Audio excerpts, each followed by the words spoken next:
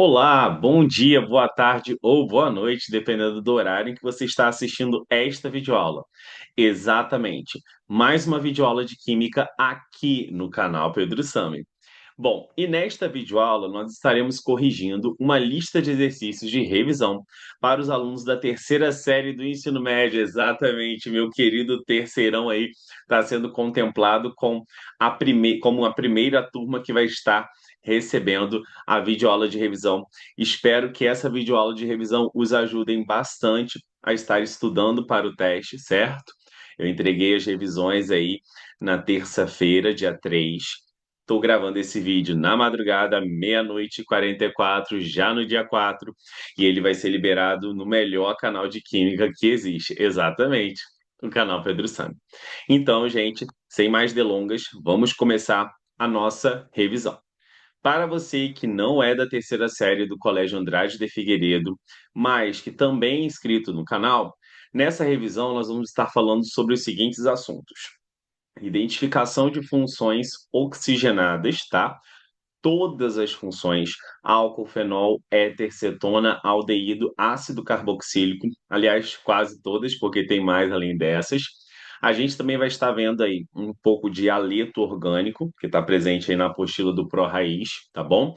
Então, tanto a identificação quanto a nomenclatura dessas funções orgânicas oxigenadas, e também na outra química, essa é a química 2, na química 1, nós vamos estar vendo estrutura atômica, determinação de próton, elétron, nêutron, semelhança atômica e também distribuição eletrônica. Ufa, muita coisa, né, gente? Então, eu já estou aqui com o meu café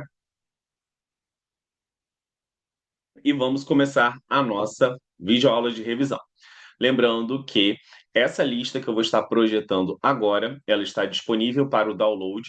Na descrição do vídeo vai ter o primeiro comentário, certo? Após a descrição, você pode clicar nesse link e acessar este PDF e tentar fazer essa lista, testar os seus conhecimentos e logo após você pode conferir a videoresolução que vai começar agora. Então vamos lá, gente. Primeira questão, sinalizando que essa primeira questão aí é uma questão da UERJ, tá bom? E eu coloquei aí na nossa revisão e ela diz o seguinte: acompanhe comigo a leitura. Na tabela a seguir são relacionados quatro hormônios esteroides e suas correspondentes funções orgânicas. Então, nós temos a progesterona, função orgânica cetona, a estrona, função orgânica fenol e cetona, a testosterona, cetona e álcool, e o estradiol, fenol e álcool. Então, é legal a gente lembrar de uma coisa interessante. Tá vendo que todos os hormônios aqui, ó, terminam com ona. E quando eu tenho hormônios que terminam com esse sufixo ona, aí a gente já sabe que com certeza vai ter uma cetona, correto? Claro que pode ter uma outra função também, mas cetona é garantido. Agora você perceba que o último, ó, estradiol, terminou com ol. Então, com certeza pode ter um álcool, correto? Uma dica interessante, mas vamos ao que interessa. O comando da questão diz o seguinte: o hormônio que é secretado pelas células de Leydig, encontrada nas gônadas masculinas. Opa, gônadas masculinas. É representado pela seguinte estrutura. Gente, gônadas masculinas, fica claro aqui que é a minha testosterona. Então, eu vou ter que olhar para a testosterona, para as funções orgânicas que estão presentes na testosterona, neste hormônio, e verificar como elas são encontradas aqui nas nossas alternativas e ver quais que são aí as correspondências, né? Então, aqui nós temos na testosterona a cetona e o álcool. Vamos lembrar o que que é uma cetona?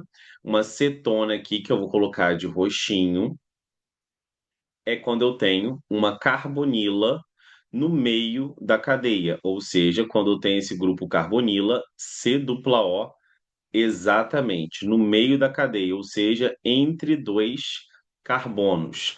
A gente fala que é uma carbonila secundária, correto? Ela pode estar tanto numa cadeia aberta quanto numa cadeia fechada, desde que ela esteja entre carbonos, tá bom? Então, aqui, ó, no meio, eu vou ter uma cetona. Agora, além da cetona, a testosterona também precisa ter um álcool. E álcool, nós sabemos bem que é quando eu tenho o quê? Exatamente, senhoras e senhores. Quando eu tenho a hidroxila ligada a um carbono saturado, ou seja, um carbono que faz apenas ligações simples, tudo bem? Cetona de roxinho, álcool aí representado como azul. Então, vamos ver qual a alternativa que apresenta estas estruturas. A letra A, como nós estamos percebendo, nós temos aqui sim uma hidroxila, temos sim um OH, mas essa hidroxila ela não está ligada a um carbono saturado, que só faz ligações simples. Ela está ligada a um carbono do anel aromático aqui, ó, correto? E se ela está ligada a um carbono do anel aromático, isso daqui é fenol. Então, se você quiser, você nem precisa continuar analisando esse, porque na testosterona eu tenho cetona e álcool. Apesar de que a outra função presente aqui, ó, C dupla O carbonila no meio da cadeia é uma cetona. Então, aqui poderia causar uma leve confusão, tá bom? Vamos para a letra B aí, no pique no pique. A gente tem então aqui na letra B novamente eu tenho uma hidroxila, só que agora essa hidroxila está ligada a um carbono saturado. Perceba que é bem parecida com a letra A, só que aqui eu tenho uma cadeia fechada e não tenho três ligações duplas alternadas, que é característica do anel aromático. Então aqui eu tenho um carbono, sim, saturado. Isso daqui é um álcool. E aqui, novamente, eu repeti a presença do meu fenol, ó, que é essa mesma hidroxila ligada a um carbono do anel aromático. Ou seja, vocês precisam lembrar do reconhecimento de todas as funções: álcool, fenol, éter, cetonaldeído e ácido carboxílico, especialmente para esse teste, alunos da terceira série. Mas você que está acompanhando essa videoresolução, saiba que tem outras funções também, o éster, o anidrido e o cloreto ácido também é importante. A gente vai estar estudando isso em capítulos posteriores, ok? Vamos então para a letra C. Eu acredito que essa é a letra certa. Então nós temos aqui a nossa querida cetona, carbonila no meio da cadeia. Olha aqui que lindo.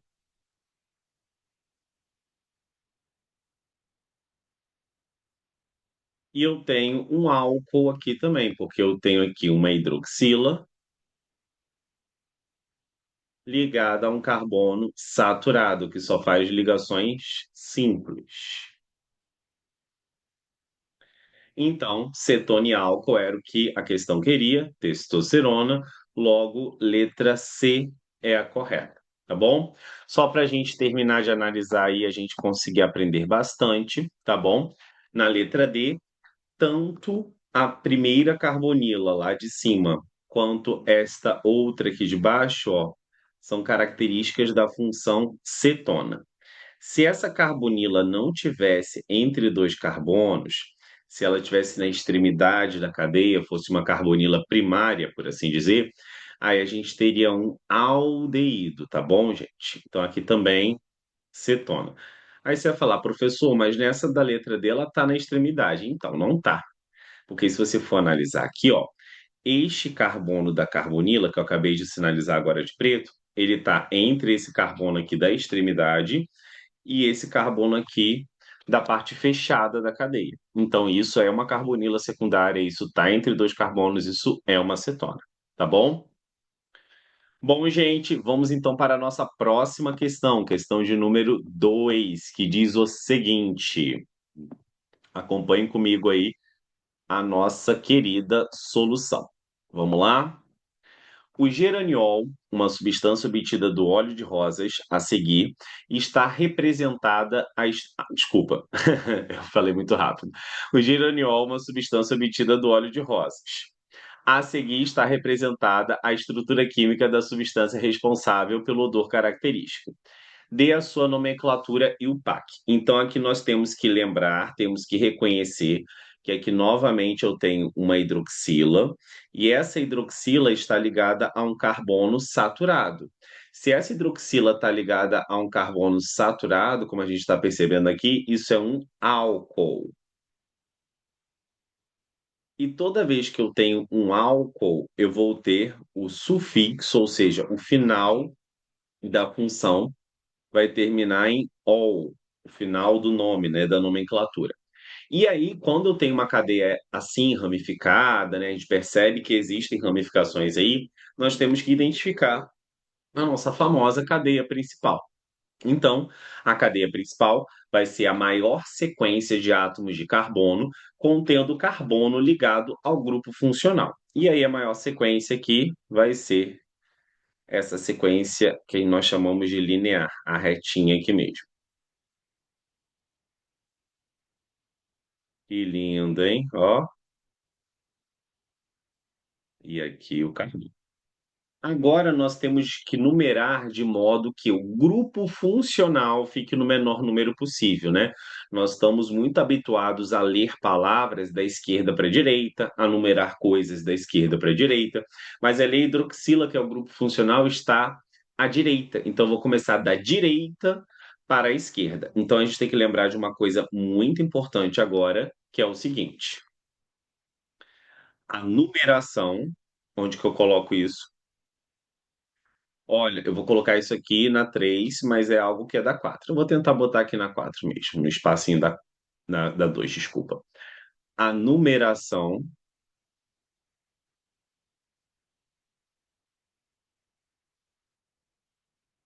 numa cadeia carbônica, ela se baseia em ordens de prioridade. Então, a primeira ordem de prioridade é o quê, senhoras e senhores? É o grupo funcional.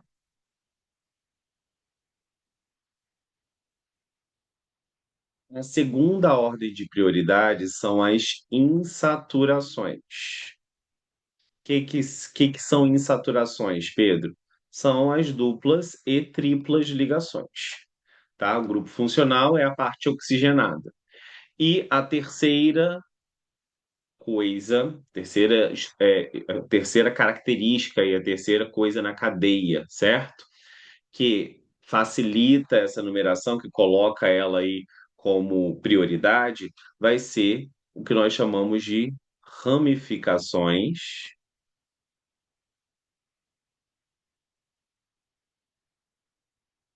ou radicais. Que aí entra o meu metil, o meu etil, o meu propil, o meu isopropil, o meu butil, o meu isobutil, o meu tercbutil, o meu secbutil, o meu fenil e o meu benzil, que são os radicais aí principais.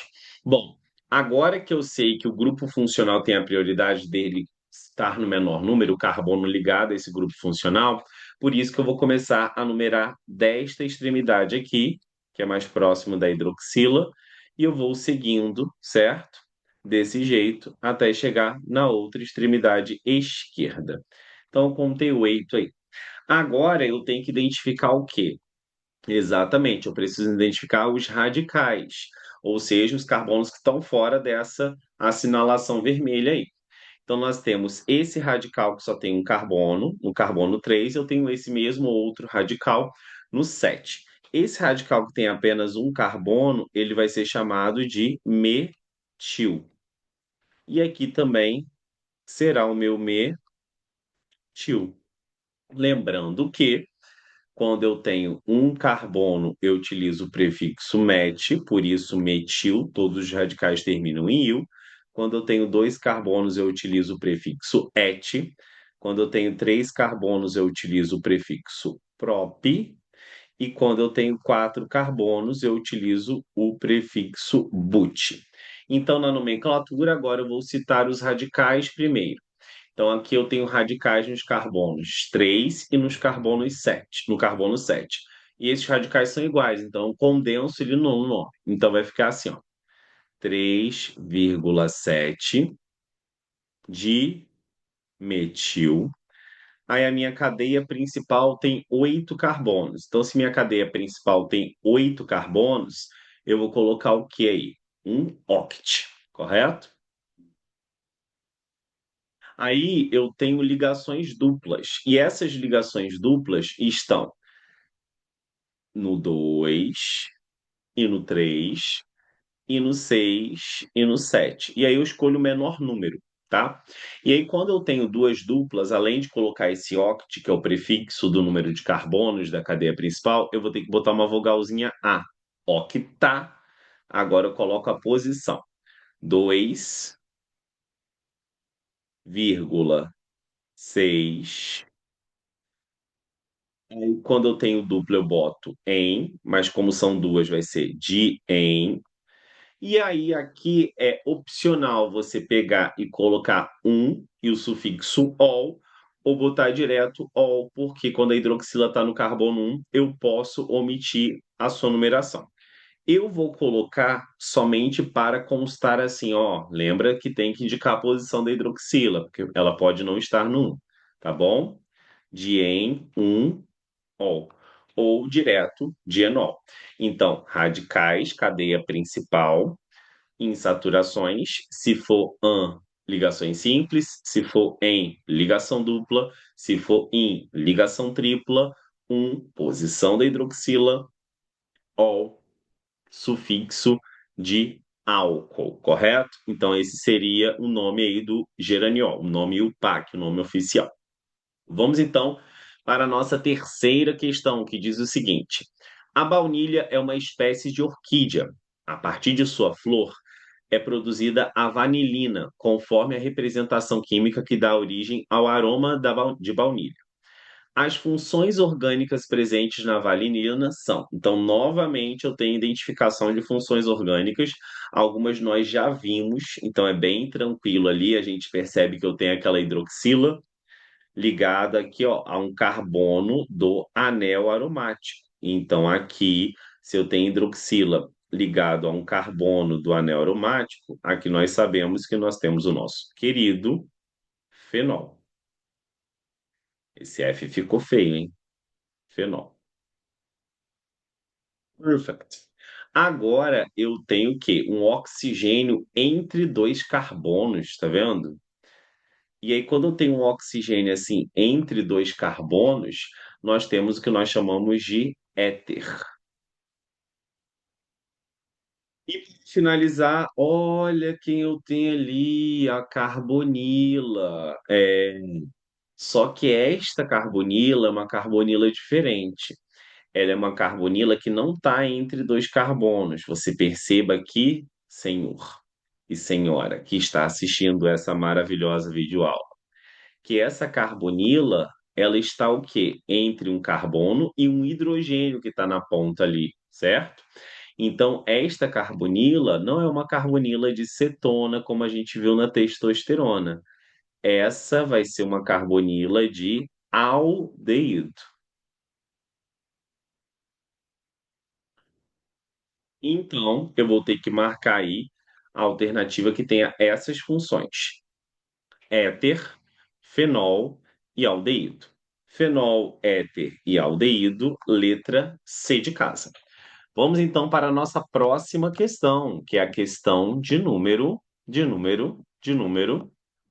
4, que diz o seguinte: o ácido acrílico de cheiro irritante, solúvel em água e em solventes orgânicos, é empregado na síntese de resinas acrílicas. Esse ácido é conhecido como ácido propenóico.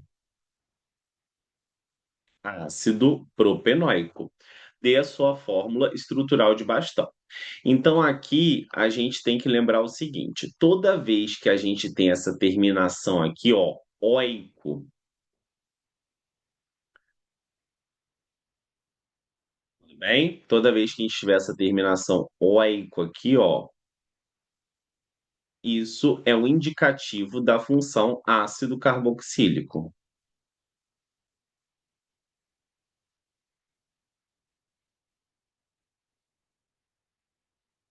Toda vez que eu tenho um ácido carboxílico, eu tenho uma estrutura, certo? que é a carboxila. O que que é a carboxila? É esse C dupla O ligado ao OH. E aí, como o carbono aqui ele já fez suas três ligações, esse grupo funcional ele não vai poder estar no meio da cadeia, então ele sempre vai aparecer na extremidade. Então, óico é a marca, é o sufixo de ácido carboxílico.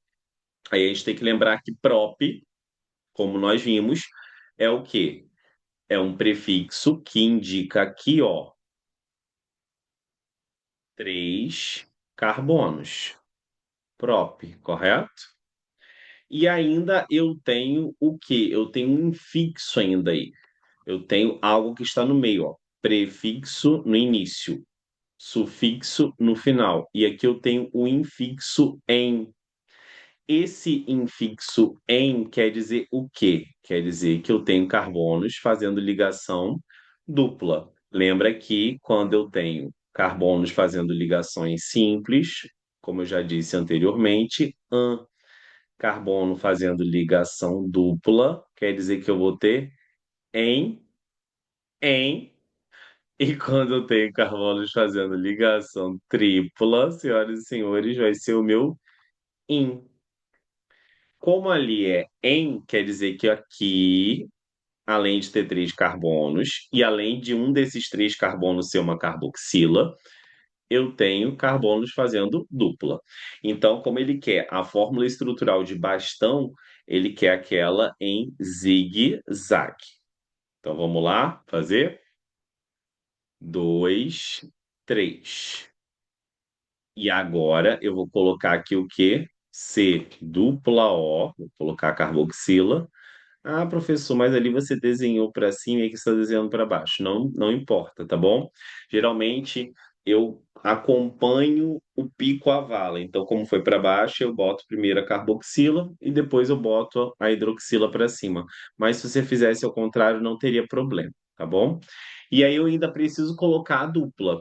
Essa dupla só tem uma posição possível para estar aqui. Porque se eu colocasse essa dupla ali, o que que aconteceria, né? Entre o carbono do meio ali do pico e a carboxila, o carbono da carboxila faria cinco ligações. Então, por isso que a dupla só tem como estar ali. E mais um detalhe: eu não coloco essa posição porque não há outra posição possível para a dupla estar. E eu só vou indicar posição quando há mais de uma posição possível para que a dupla esteja ou o radical esteja, tá bom? Bom, então, agora nós vamos para a nossa próxima questão, que é a questão de número 6. Essa é uma questão que revisa bastante as nomenclaturas, porque ela trata de diversas nomenclaturas aí. Observe as fórmulas estruturais dos compostos a seguir. Assinale a alternativa que apresenta os nomes sistemáticos de um, 2, 3 e 4. Então, novamente aqui, o primeiro exercício que eu preciso fazer é o quê? É identificar a função a qual pertence os compostos um, 2, 3 e 4. Então, aqui, diferente da anterior que eu pedi para você dar o nome do nada, aqui eu já tenho algumas opções que talvez ajude, né? Então, eu sou muito bonzinho.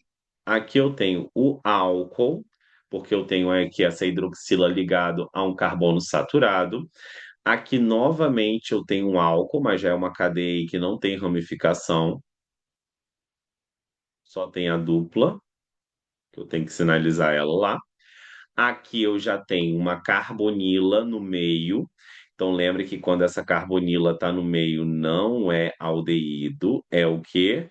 Cetona, perfeito. E aqui eu tenho um hidrocarboneto, que é uma função que nós já vimos aí no capítulo anterior. Bom, gente, o que que nós iremos fazer? Vamos identificar a cadeia principal. Tá aqui a minha cadeia principal com uma maior sequência, bem parecido com o do geraniol, esse aqui, correto? Aqui eu só tenho um radical, que é o carbono fora da cadeia principal. Como esse radical só tem um carbono apenas, quer dizer que ele é o meu querido metil, ok? Então, o nome do composto um será o seguinte. Vou numerar aqui. Um, dois, 3, 4, 5. Então ele vai ficar 4 metil. Aí a cadeia principal tem 5 pente. Aí as ligações são simples, aí a posição da hidroxila, e aí o sufixo de álcool, ol, correto? Então, pelo primeiro nome, olha o que acontece, caro vestibulando, né? Que vocês vai fazer uma prova de vestibular. Você já consegue matar aqui algumas, ó. Você já consegue matar essa letra, que é a letra B, e você também consegue matar, certo? A letra C. E aí a gente vai para o próximo, né? O próximo aí também vai ser um álcool. Aqui eu não vou precisar identificar a cadeia principal, porque a gente percebe que não há ramificações, então é só o seguir, acaba sendo quase a mesma coisa que o anterior, só que agora eu tenho que indicar a posição da dupla. Antes eu tinha botado porque eu só tenho ligações simples entre carbonos, né? Como a gente está percebendo aqui. Agora, quando eu tenho duplo, eu tenho que botar o meu em. Então quer dizer que o 2 aqui vai ser o seguinte: vai ser pente, não tem radical. Aí eu vou botar 4 em e depois ol. Fazendo esse nome 2, isso não me ajudou um pouco, porque tanto a letra A quanto a letra D tem exatamente esse nome. Então a gente vai ter que ir para o próximo.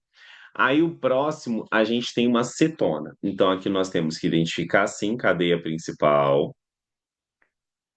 notar que nós temos ali, correto?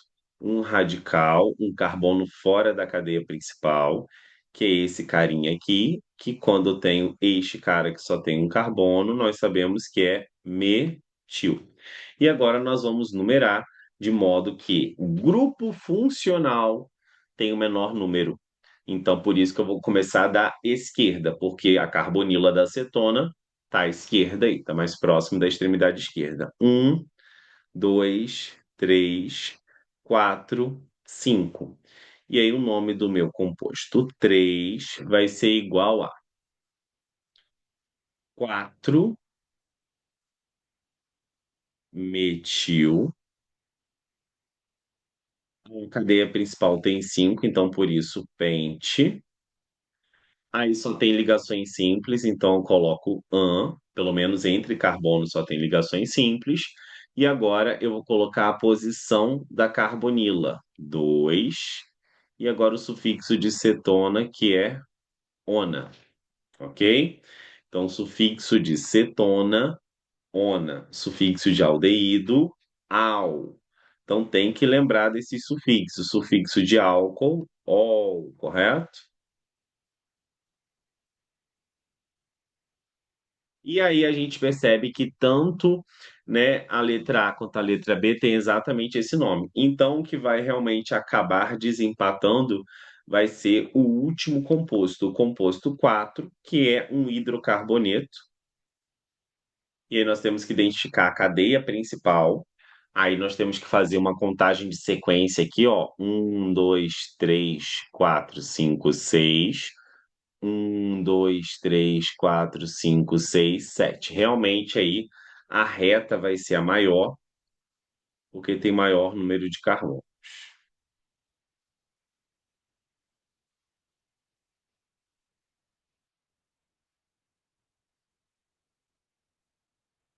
Então, nós temos que identificar quem são esses radicais. Então, aqui eu tenho um carbono fora da cadeia principal, que nós já sabemos que isso é o meu querido metil. E aqui eu tenho, ó, um radical que tem 4 carbonos fora da cadeia principal. E este carbono aqui, ó, que está ligado ao grupo funcional, que eu vou botar aqui de laranjinha, ó, este carbono aqui, que está ligado ao grupo funcional, que está ligado à cadeia principal, ele é um carbono terciário. Então, o carbono da sequência de quatro ali, do segundo radical que foi identificado, que está ligado à cadeia principal, ele é um carbono terciário. Por isso, o nome desse radical vai ser o quê? Terc-butil. Então, esse ter que vem de carbono terciário. Se fosse um carbono secundário da sequência de quatro carbonos, sec-butil, ok? Seguindo essa sequência. E aí o nome, então, vai ficar o seguinte: os radicais, eles devem ser mencionados em ordem alfabética, quando eu tenho mais de um e eles são diferentes.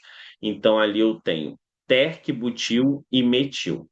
Aí existe uma regra que os prefixos sec e terc, para fins de ordem alfabética, não são levados em conta. Então, aqui, ó, o que a gente vai levar em conta é o B de butil contra o M de metil. Entre o B de butil contra o M de metil, quem ganha é o B de butil, tá bom? Então, aqui vai ficar o seguinte, senhoras e senhores. Na hora de eu numerar essa cadeia, eu vou numerar da extremidade esquerda, porque eu tenho um metil bem próximo da esquerda. Se eu começasse da direita, eu só teria um terc-butil aqui no carbono um, 2, 3, 4. E aqui eu já tenho metil no 2, então eu começo dali do metil. Mas para colocar no nome, eu priorizo a ordem alfabética. Então, por isso, vai ficar 4 terc-butil,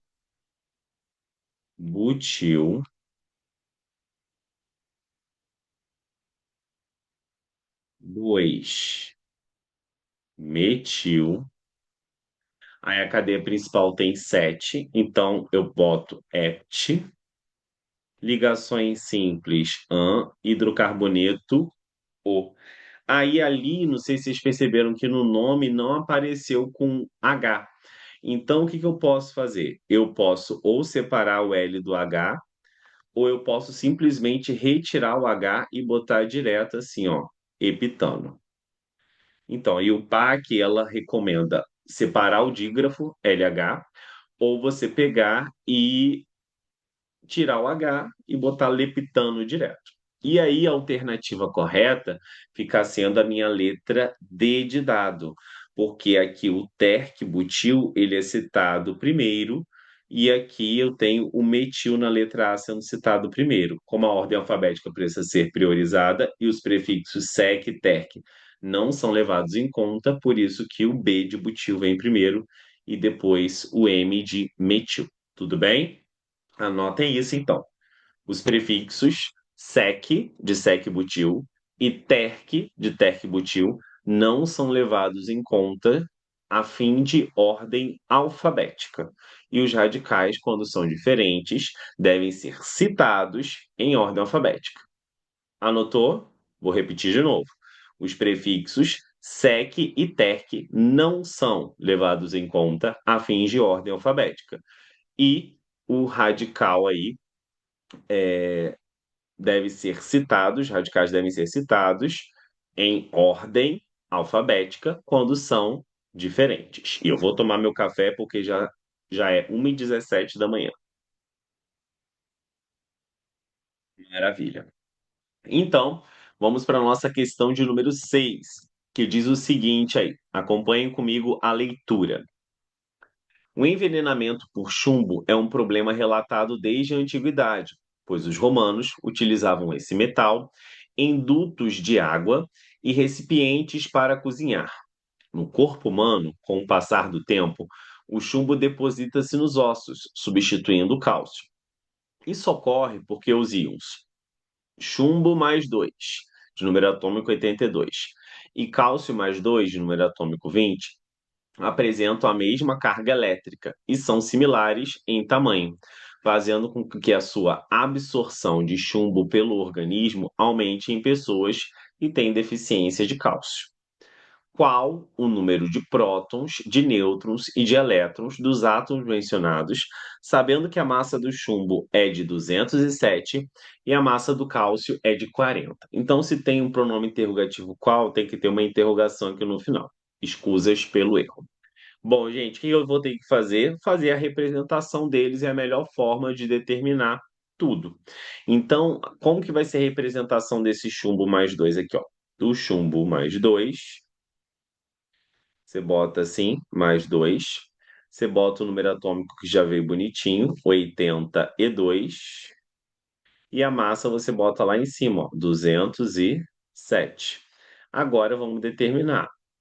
Quando a gente tem um átomo, nós sabemos que o número atômico vai ser igual ao número de prótons. Então, próton aqui vai ser igual a 82. Elétron, quando eu tenho carga positiva, quer dizer que eu perdi elétrons. Então, você vai subtrair 82 de 2. Então, subtraindo 82 menos 2, vai ficar quanto? O número de elétrons vai ser igual a 80, porque eu subtraí. Lembra que a carga a positiva indica uma perda de elétrons, por isso eu subtraio. Ou seja, eu tenho 82 partículas positivas contra 80 partículas negativas. Logo, o balanço de carga vai ser um excesso de positivo, por isso que fica mais 2 ali. Tudo bem? E agora nós vamos calcular o nosso número de nêutrons. Então, o número de nêutrons aqui, a gente vai ter que fazer uma subtração da massa menos o número atômico.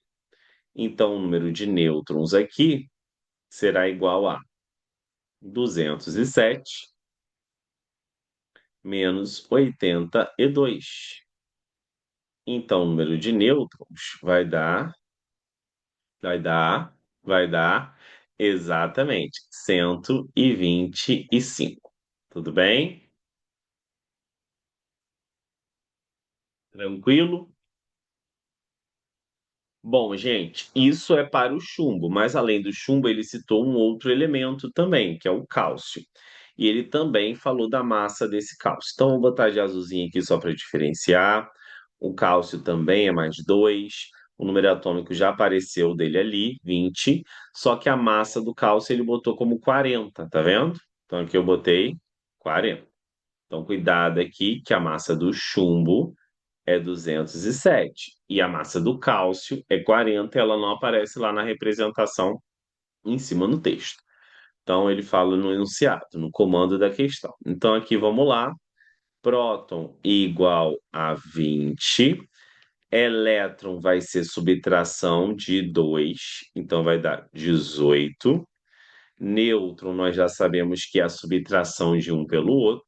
Então vamos calcular o nêutron aqui, no cantinho.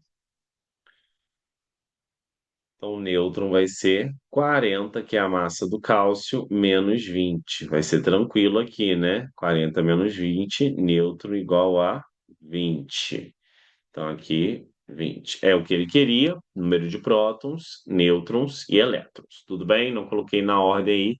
Eu botei próton, elétron e nêutron, mas sem problema, né? Determinei. Vamos então agora para a nossa próxima questão, que eu amo essa questão, acho essa uma interessante questão, que diz o seguinte: beber refrigerante em excesso é um risco à saúde dos ossos. A ingestão de mais de 4 latas de 350 ml desta bebida por dia leva o organismo a perder cálcio e fósforo, elementos importantes para a ossatura forte. No estudo desse assunto, é fundamental o conhecimento da configuração eletrônica dos átomos de cálcio e fósforo e de seus íons. Indique a alternativa correta. Então, ele dá dados importantes para a gente. Quais são esses dados? Ele dá aqui o número atômico, o número de massa do cálcio, ele dá o número atômico e o número de massa do fósforo, e ele também dá o número atômico e o número de massa do enxofre. Então, vamos tentar fazer as representações, é a melhor coisa. Cálcio, número atômico 20, número de massa 40. Fósforo, número atômico 15, número de massa 31. Enxofre, número atômico 16, número de massa 32. O número de prótons do íon cálcio é 22. Não, próton, gente, é o que está aqui embaixo. E como ele quer um íon, seria o mais 2, correto? Então, próton continua sendo 20, e esse mais 2 nós vimos na questão anterior que é uma perda de 2. Então, aqui vai para 18, a quantidade de elétrons. Então, está errada a letra A, né? A indução aí, o erro que ele queria que cometesse era somar esse 20 mais 2, porque próton é positivo e tem toda essa logística do positivo. O átomo neutro de fósforo é isoeletrônico do íon S-2. Por que que isso não é uma verdade? Quando eu tenho o íon S-2, quando é negativo, quer dizer que eu ganhei elétrons. Então, quer dizer que o número de prótons aqui continua 16, só que o de elétrons eu somo 2. Então, 16 mais 2, então aqui vai ser 18. E o átomo neutro de fósforo, ele não tem 18 elétrons para ser isoeletrônico. Ele tem 15 elétrons.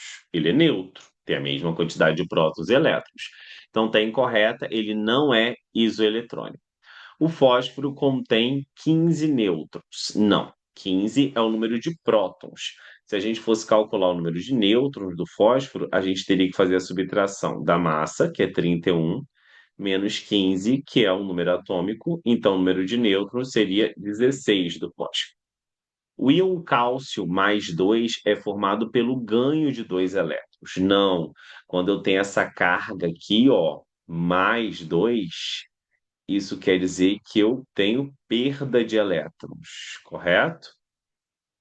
E quando a carga é negativa, aí sim eu tenho o quê? O ganho de elétrons. Então, perde mais 2, menos 2 ganha, tá? E para finalizar, o íon fósforo menos 3 apresenta 15 prótons e 18 elétrons. Essa sim é a correta. Vamos estar marcando ela. Letra E. Vou só colocá-la aqui do ladinho, ó. O meu fósforo menos 3. O número atômico dele continua sendo o quê? 15. E a massa também continua sendo 31, porque ganho e perda de elétrons não altera a massa. O próton continua fixo, 15. E os elétrons, como nós vimos, eles vão aumentar a sua quantidade, porque quando é negativo, ganha. Então, vou somar 15 com 3, que vai dar 18. Tudo bem? Então tá correto aí, 15 prótons e 18 elétrons. 15 cargas positivas e 18 cargas negativas. Como eu tenho um excesso de negativo, por isso a carga global total fica negativa. Vamos então para a nossa próxima questão, que é a questão de número 8, que diz o seguinte: dos diversos elementos da tabela periódica, existem aqueles que possuem átomos radioativos, como o iodo de massa 131, o ferro de massa 59, o fósforo de massa 32, o tecnécio de massa 99 e o sódio de massa 24. Muito utilizados na medicina, tanto para o diagnóstico quanto para o tratamento de doenças como o câncer. Dos átomos apresentados, qualquer isóbaro do enxofre 32. O que que é isóbaro?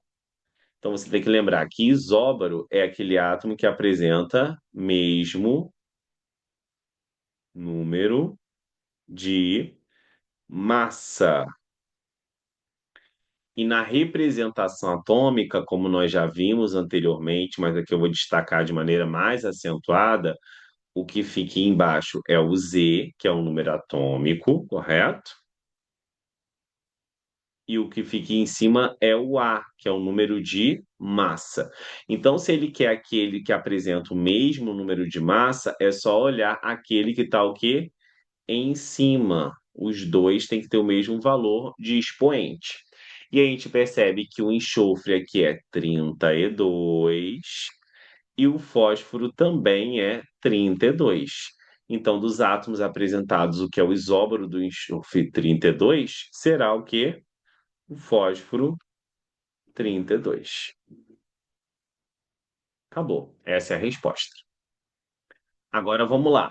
Dos átomos apresentados, qual possui o maior número de nêutrons? Justifique com cálculos. Então, nós vamos ter que fazer um a um aí, correto? Então, vamos para o iodo.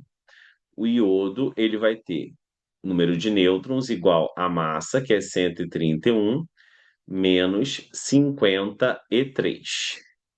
Então, o iodo vai ter o número de nêutrons igual a quanto aí? Então, vai ter um 8 aí, provavelmente, porque 8 mais 3 dá 1, não é isso? E aí, se eu tenho esse 8, a gente tem que pensar aí que tem que ser um número que seja somado com 50 para dar 120, porque 120 com 8 mais 3, 11. Então, aí quer dizer que a gente tem que pensar que aqui dá 78. 70 com 50 dá 120. E 8 mais 3 dá 11. 120 com 11, 131.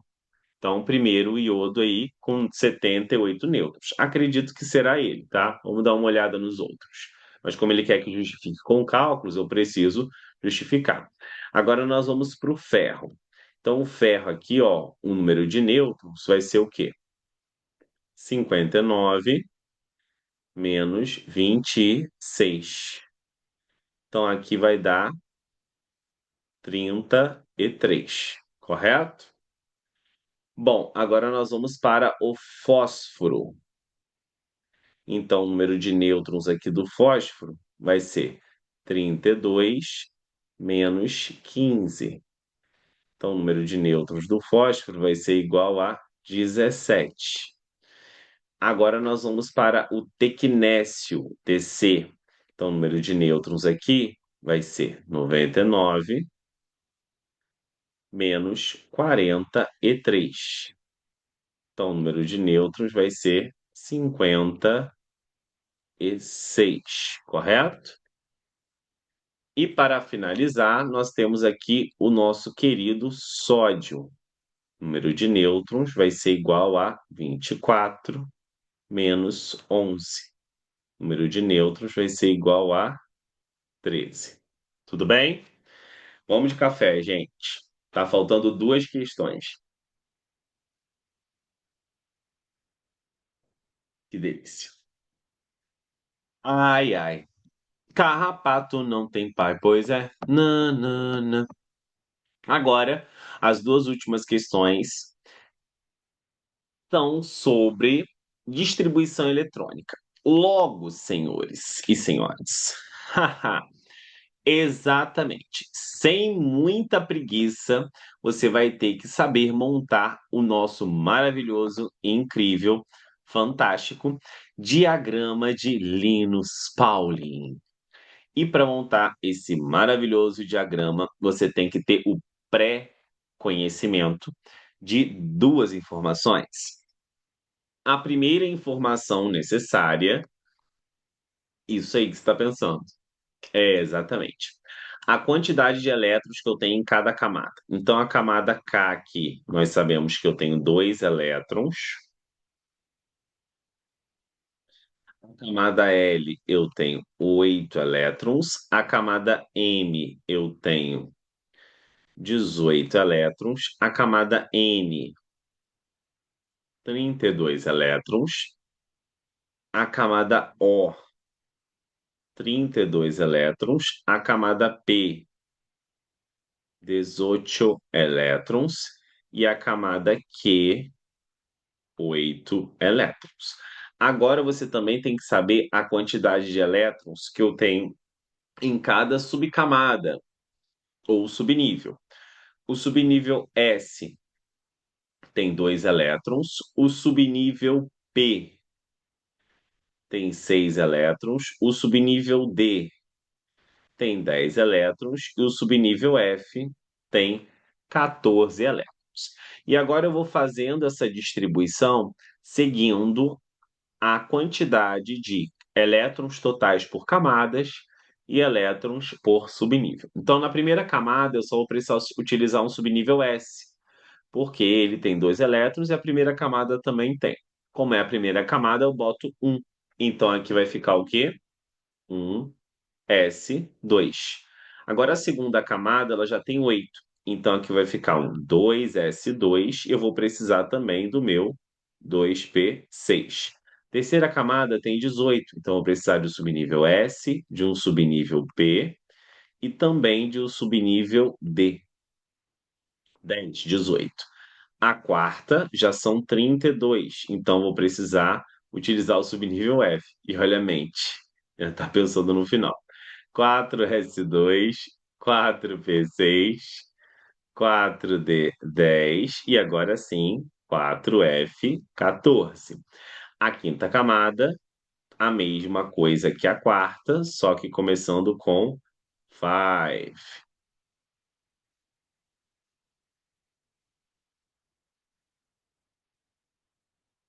A sexta camada,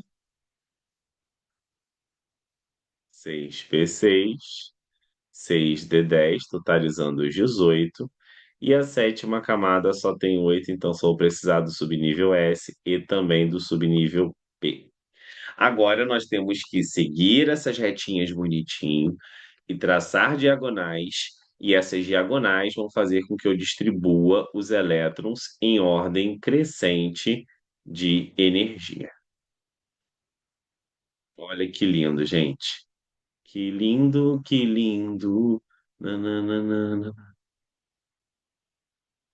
Vem me dar seu amor. Gente, muito bonito. Olha a perfeição disso. Ai, que perfeito. Olha, fechou. Vamos lá. Agora que eu sei o diagrama, eu vou utilizar ele na minha distribuição. Então, o que que eu tenho aqui? A questão fala assim, certo? Vou reduzir um pouquinho o zoom, tá, gente? Só para eu conseguir visualizar o diagrama aqui, ó. Fala assim: o Prêmio Nobel de Química de 2010 agraciou os cientistas que desenvolveram técnicas de criação de novas moléculas de carbono usando paládio como catalisador. Essas descobertas possibilitarão sínteses de moléculas inéditas, com aplicações para a medicina, a agricultura, o setor industrial, inclusive para o desenvolvimento de componentes eletrônicos. Sobre o paládio, é correto afirmar. Então, a gente tem que fazer a distribuição desses 46 elétrons seguindo as diagonais do diagrama. Então, vamos colocar aqui o PD bonitinho, sem preguiça. O número atômico dele é 46, e seguindo as diagonais, teremos um S2, dois S2, dois P6, três S2, três P6, quatro S2, três T10, quatro P6, cinco S2. Até aqui, gente, eu tenho 30 até o 3D10. É até legal vocês saberem, né? Ó, 3 vezes 10, 30, né? Que é a soma de todos dá 30. 30 com 6, 36, com 2, 38. 38 para 46, falta 8. Então aqui vai finalizar com depois do 5S2, ó, percebam aqui que eu vou para a próxima diagonal, ó. 4D10, só que eu não preciso de 10, só preciso de 8. 4D8.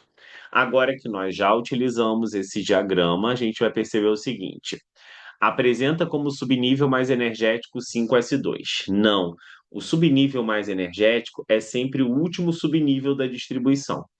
Então, o 4D8 aqui, ó, é que é o subnível mais energético.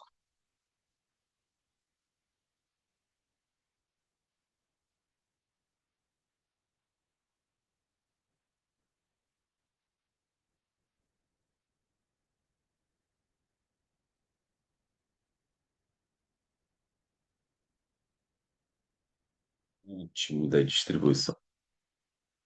Sempre o último, sempre, ó que maravilha. Agora ele fala o seguinte: apresenta como camada de valência o 4D8. A camada de valência é o conjunto de subníveis que compõe a camada mais distante, a camada mais externa. Se você perceber aqui, ó, o subnível 5S2 está numa camada mais externa, porque ele está na quinta camada, comparado ao 4D8, que foi o subnível mais energético. Então, o 5S2, correto? Ele vai ser a minha camada de valência.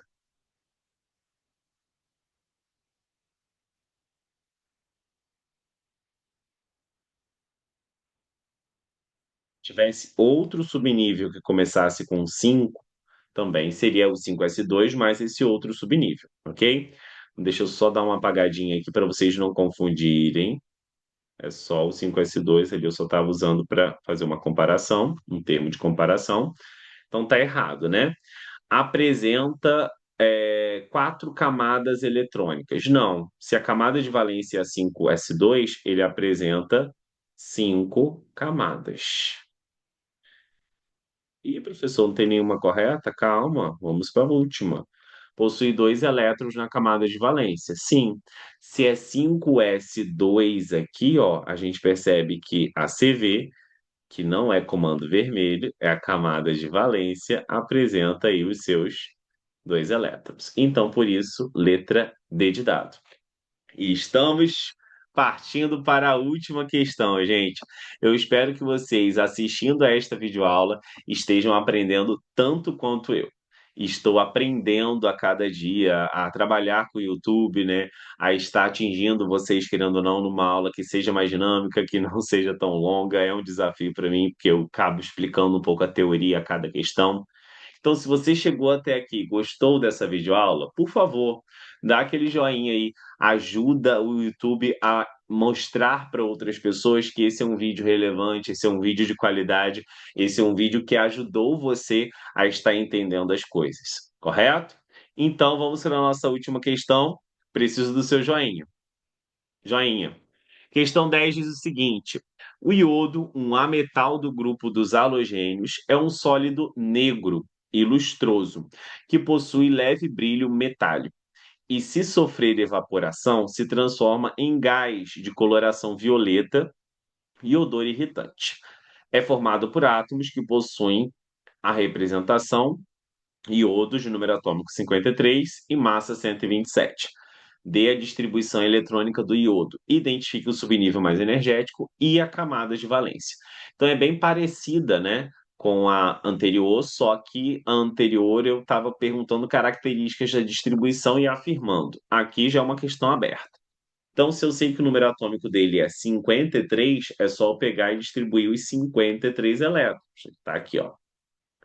Então, fazendo a distribuição seguindo o diagrama, um S2, dois P6, três S2, três P6, quatro S2.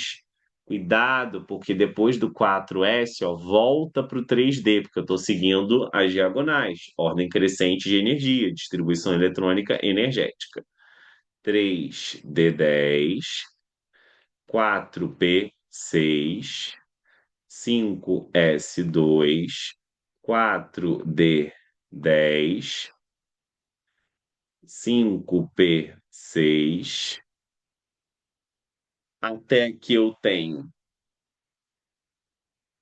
30, 36, 38, 48, 54. Eu não posso ter 54, né? Passou, que é 53. Então, aqui, na verdade, vai ser 5P5. Ótimo. Perfeito. 53. Então, essa é a distribuição. Agora, letra B. Identifique o subnível mais energético. Então, o subnível mais energético, nós vimos que é sempre o último subnível. Então, aqui, o subnível mais energético vai ser o 5P5.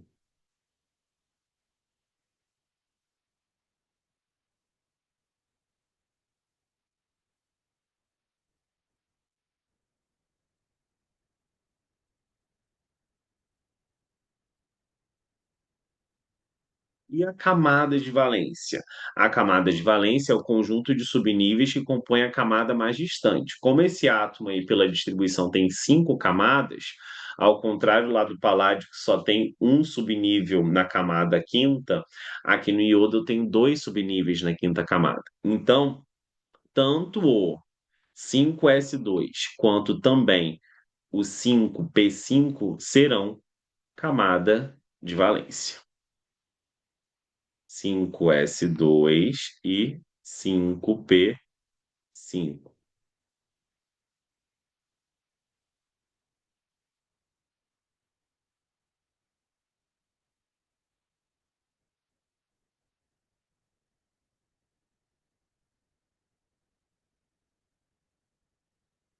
Finalizamos a nossa maravilhosa revisão, gente. Deixa eu colocar o nome do quadro aqui. Revisão, terceira série, teste, segundo bimestre. Olha, eu vou estar compartilhando esta revisão para os alunos. E se eles quiserem assistir essa videoaula, me dar uma audiência, né, e entender o passo a passo da revisão, também vai estar disponível. Bom, gente, muito obrigado por vocês terem assistido o vídeo. Mais uma vez eu peço o seu joinha, peço o seu comentário. Se você ainda não é inscrito, eu não sei por que você não é inscrito ainda.